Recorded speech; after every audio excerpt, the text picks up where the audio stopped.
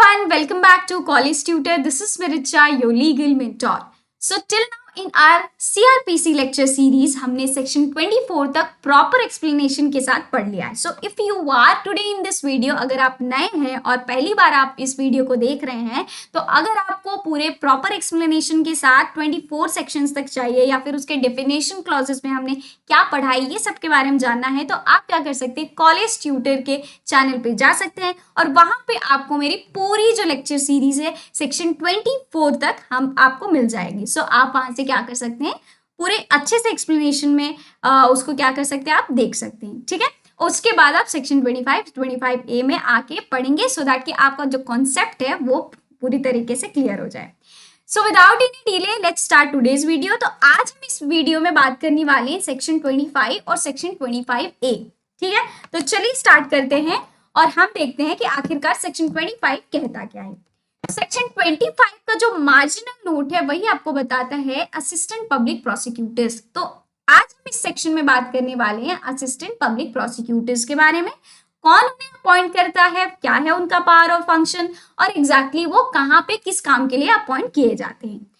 तो sub section 1 बात करता है कि जो स्टेट गवर्नमेंट है उसको ये अथॉरिटी दी गई है, उसके पास ये पावर है कि वो अपॉइंट कर सकता है हर एक डिस्ट्रिक्ट के लिए एक या फिर एक से ज्यादा असिस्टेंट पब्लिक प्रोसिक्यूटर्स, जो कि उनका काम क्या होगा, for conducting prosecutions in the courts of magistrate. तो कोर्ट्स ऑफ मजिस्ट्रेट में वो जो भी केसेस आते हैं वहां पे उन केसेस का प्रोसिक्यूशन कराने के लिए ये उनका काम है.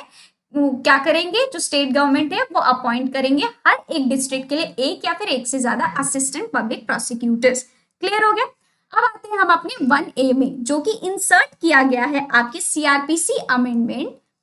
किसके द्वारा 1A जो इंसर्ट किया गया है, सीआरपीसी अमेंडमेंट जो आपका एक्ट है 1978. ठीक है, तो 1978 का जो सीआरपीसी अमेंडमेंट हुआ था उससे इंसर्ट किया गया था 1A. ठीक है, 1A ऐड किया गया था. ठीक है, तो ये क्या कहता है, यहाँ पे बात कर रहा है ये कि जो सेंट्रल गवर्नमेंट है, सेक्शन 1 सबसेक्शन 1 में क्या किसको अथॉरिटी दी गई, किसके पास पावर है, तो वो है स्टेट गवर्नमेंट के पास. लेकिन 1A जो है वो जो इंसर्ट किया गया उसमें सेंट्रल गवर्नमेंट के पास ये पावर है कि वो अपॉइंट कर सकता है एक या एक से ज्यादा असिस्टेंट पब्लिक प्रोसिक्यूटर्स. सेम है. ठीक है, for the purposes of conducting any case और class of cases in the courts of magistrate. तो किसी भी केस के लिए या फिर किसी भी क्लास ऑफ केसेस के लिए क्या कर सकते हैं, वो जो असिस्टेंट पब्लिक प्रोसिक्यूटर है उनको अपॉइंट कर सकते हैं. और सेम है कि एक या एक से ज्यादा अपॉइंट कर सकते हैं. ठीक है, इतना क्लियर हो गया. चलिए सबसेक्शन 2 में बढ़ते हैं आगे. Same as otherwise provided in subsection 3. ठीक है, सबसेक्शन 3 आगे पढ़ेंगे. तो उसके अकॉर्डिंग अगर हम देखेंगे उसके रेफरेंस में, तो no police officer shall be eligible to be appointed as an assistant public prosecutor. जो पुलिस ऑफिसर होगा वो एलिजिबल नहीं होगा कि उसको अपॉइंट कर सके हम as a assistant public prosecutor. Clear.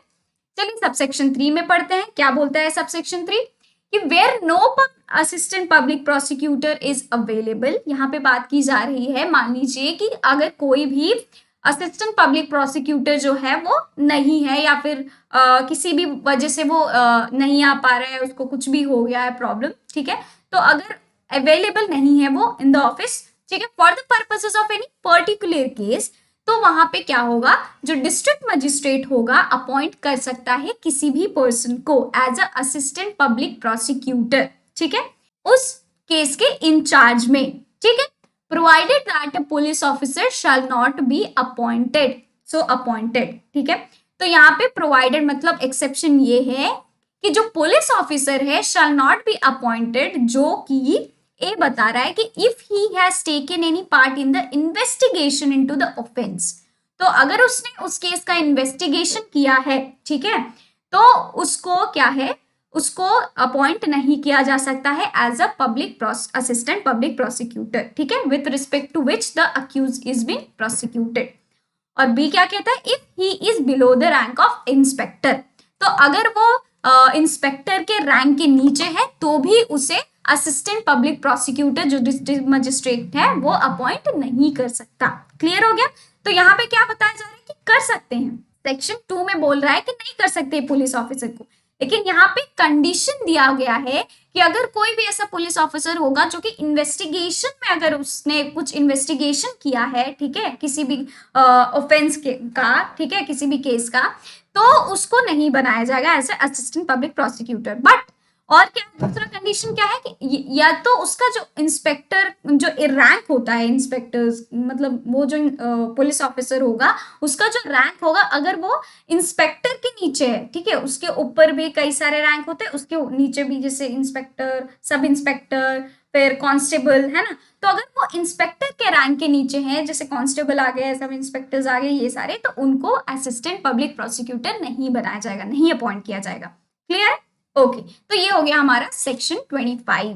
तो यहाँ पे हम जान लेते हैं उनके पावर्स और फंक्शंस के बारे में। बेसिकली फंक्शन क्या वो फंक्शन परफॉर्म करते हैं, ठीक है, पब्लिक प्रोसिक्यूटर और असिस्टेंट पब्लिक प्रोसिक्यूटर। तो बेसिकली दोनों का एक ही फंक्शन होता है, दैट इज मेन फंक्शन के बारे में हम बात कर रहे हैं कि जो पब्लिक प्रोसिक्यूटर और असिस्टेंट पब्लिक प्रोसिक्यूटर होता है, उनका फंक्शन ये होता है कि वो कंडक्ट कराए prosecution on the behalf of state government, state और द जो स्टेट गवर्नमेंट है या फिर सेंट्रल गवर्नमेंट है, ठीक है, तो उनके बिहाफ में ये क्या कराए, प्रोसिक्यूशन कराए केस का, ठीक है, and prove the case against the accused, और प्रूफ कराए, ठीक है, और उस प्रोसिक्यूशन को आगे बढ़ाएं, ठीक है, और उसके बाद जो अक्यूज है उसके अगेंस्ट क्या करे, वो प्रूव करे कि अक्यूज जो है वो गिल्टी पाया गया है, ठीक है।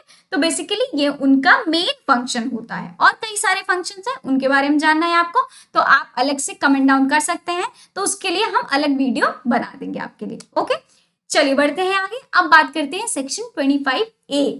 सेक्शन 25A बात करता है डायरेक्टरेट ऑफ प्रोसिक्यूशन, ठीक है। तो सेक्शन 25 में बात करेंगे हम डायरेक्टरेट ऑफ प्रोसिक्यूशन के बारे में, जो कि यहाँ पे उसको कौन अपॉइंट करता है, डायरेक्टर ऑफ प्रोसिक्यूशन, ये किसके सबऑर्डिनेट होते हैं, क्या है प्रॉपर इनका फंक्शन, क्या क्या ये परफॉर्म करते हैं या क्या उनके पास पावर होती है, तो ये हमें इस सेक्शन में पता चलेगा, ठीक है।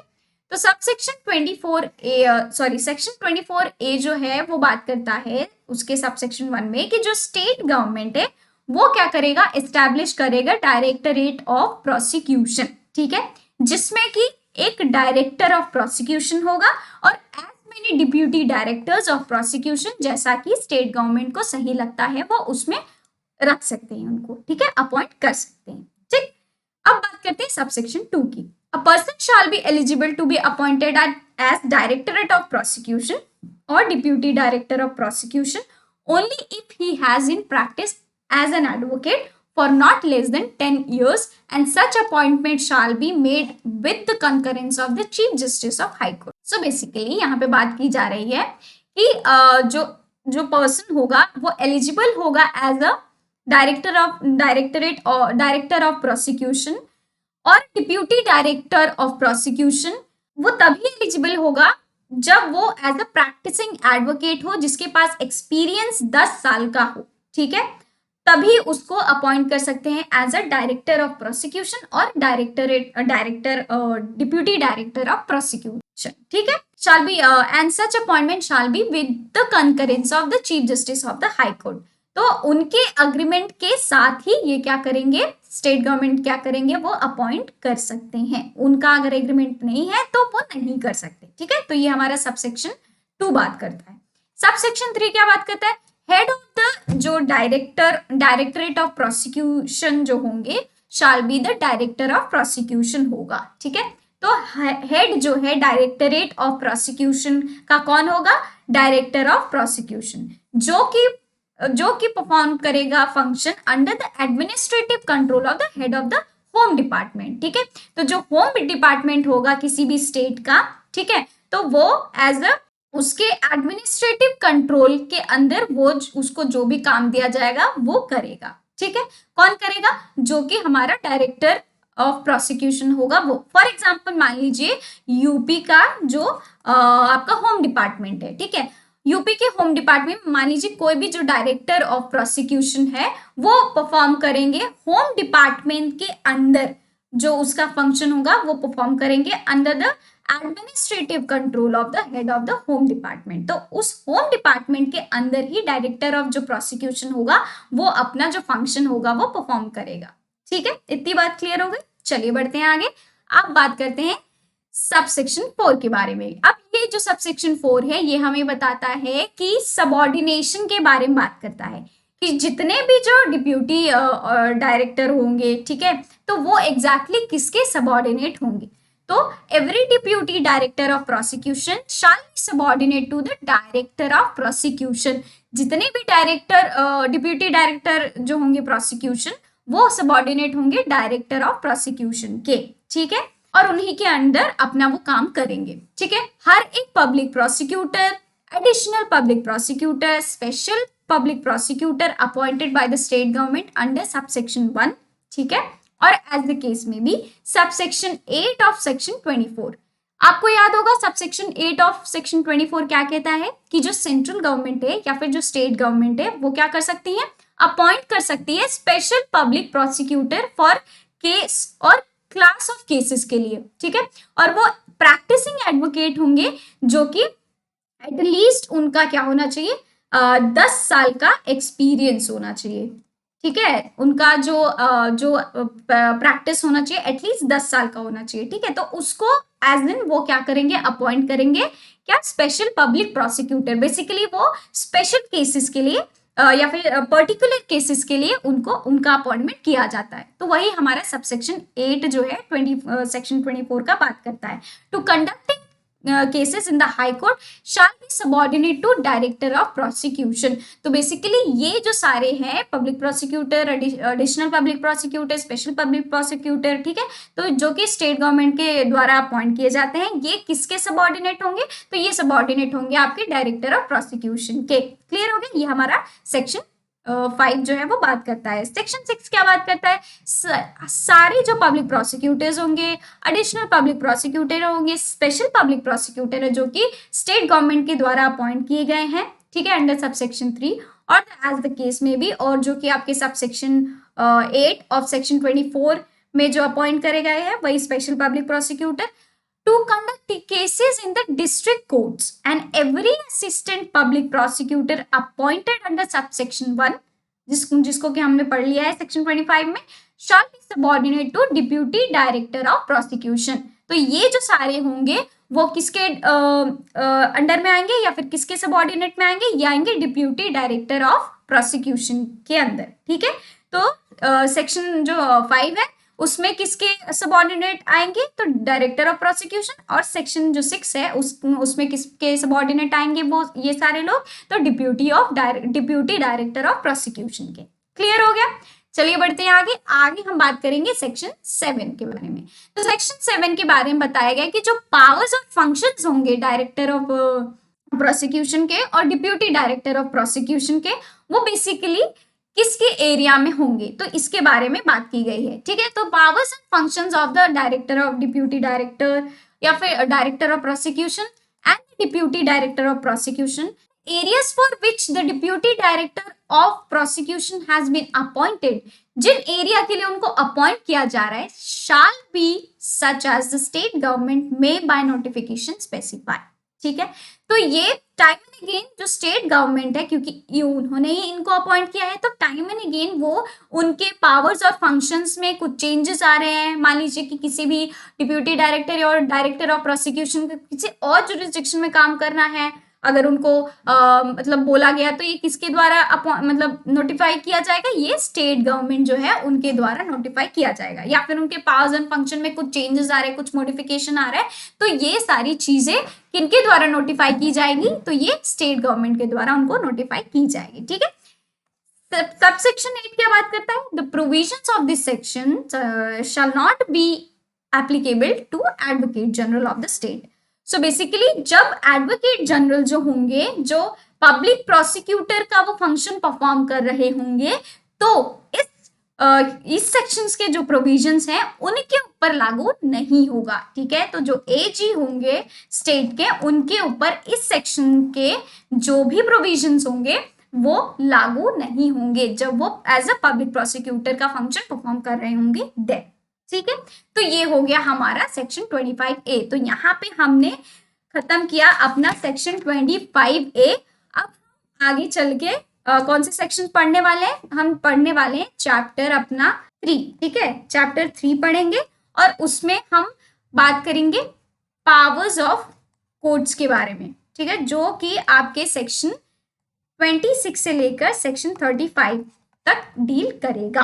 ठीक, तो सेक्शन 25A तक हमने चैप्टर 2 कंप्लीट कर लिया है। चैप्टर 3 हम अपने अगले वीडियो में जानेंगे, समझेंगे, पढ़ेंगे। उसके बाद हम क्या करेंगे, जो पावर्स ऑफ कोर्ट है उस चैप्टर में एंटर कर लेंगे। ठीक है, तो आई होप कि आपको ये जो लेक्चर है, ये जो लेक्चर सीरीज है, आपको अच्छा लग रहा है। अगर आपको अच्छा लग रहा है तो प्लीज आप अपने फ्रेंड्स तक भी सर्कुलेटली से जरूर शेयर करें, सो दैट कि उनको भी ये जो लेक्चर सीरीज है बेनिफिशियल हो। ठीक है, आज के लिए बस इतना ही। मिलते हैं हम अपने अगली वीडियो में। Till then bye bye, take care.